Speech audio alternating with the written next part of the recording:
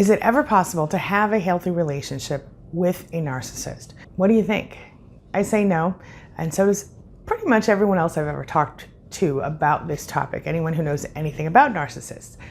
But today I'm bringing you the opinions of two experts, including Ross Rosenberg and Dr. Bryman, my content partner at QueenBeeing.com. Let's jump right in. In your opinion, is it ever possible to have a successful relationship with a pathological narcissist? Is it ever possible to have a successful relationship with a pathological narcissist? Well, Yes. It all depends on how you define successful. If successful means to be in a relationship so you can avoid pathological loneliness, core shame, and this existential disease that all SLDs have that motivates them or compels them to mold themselves in the shape of what the narcissist wants so that they don't experience that, then that's successful. And of course, I'm being sarcastic. Yeah. It is absolutely impossible to have a healthy relationship with a pathological narcissist because you are trying to engender a loving, a mutual loving, respecting, and caring relationship with a person who is incapable of understanding that, incapable of wanting to do that for just because he loves a person.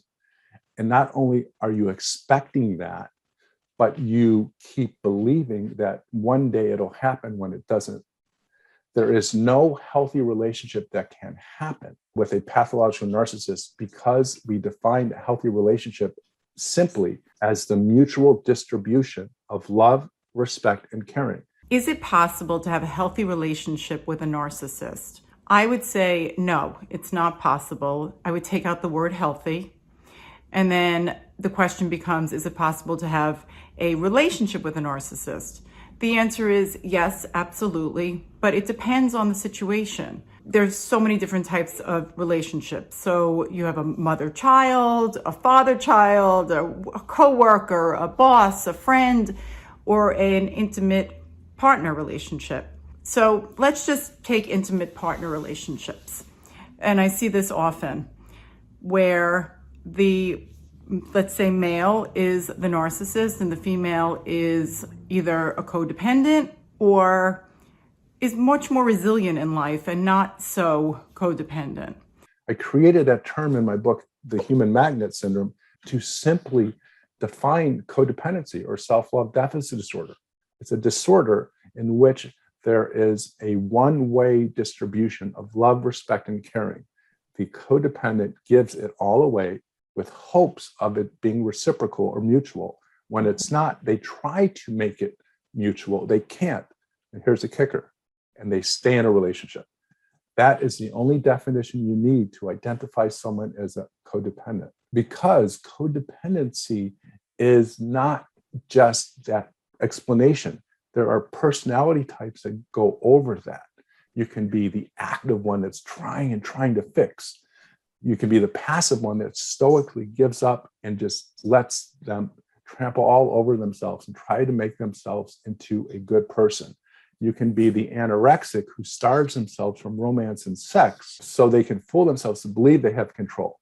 You can be the cerebral codependent who reads and goes to therapy and not very good therapy, and goes to treatment and these motivation seminars, and with beliefs that that's going to help them get better, but it doesn't. And lastly, you can be the oblivious codependent who sticks her head in the sand and ignores everything, including what's happening to them, what's happening to their children, what's happening throughout their life, so they don't have to think about what they're losing and what they're experiencing.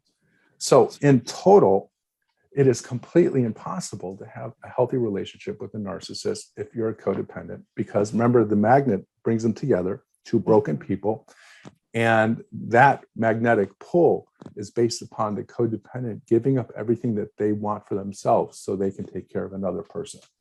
A person that's codependent with someone who's a narcissist will have a much harder time in the relationship. So, for instance, if somebody's codependent, their energy is going to be taken away. They won't be able to do much. They may get sick. They're going to have a much harder time coping.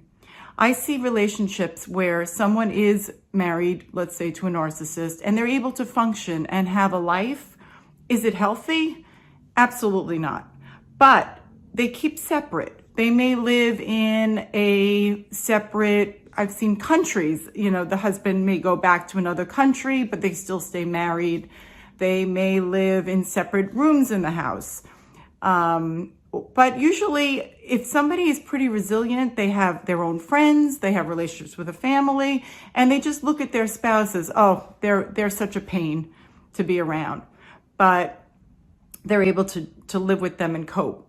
If someone is codependent, again, it makes it much harder. So you have to really look at the other side to see what somebody's made of and how that can create a combination, the narcissist and the codependent, that's really, really dysfunctional. Now, if you want to know more about Dr. Bryman or Ross Rosenberg, check out the links in the description below. This brings me to the question of the day. And the question of the day is, have you ever known a narcissist to be part of a healthy relationship? And if so, share what that looked like. And if not, let me know. Share your thoughts, share your ideas, share your experiences in the comment section below, and let's talk about it. As always, thank you so much for being a part of my day and a part of my life. And hey, thanks for letting me be a part of yours. It really does mean a lot to me. Now, before I go, make sure you take a look at the videos I'm going to leave for you right there and right there. And while you're here, hit the subscribe button right over there so we can stay connected and continue on this healing journey together. I'll see you soon.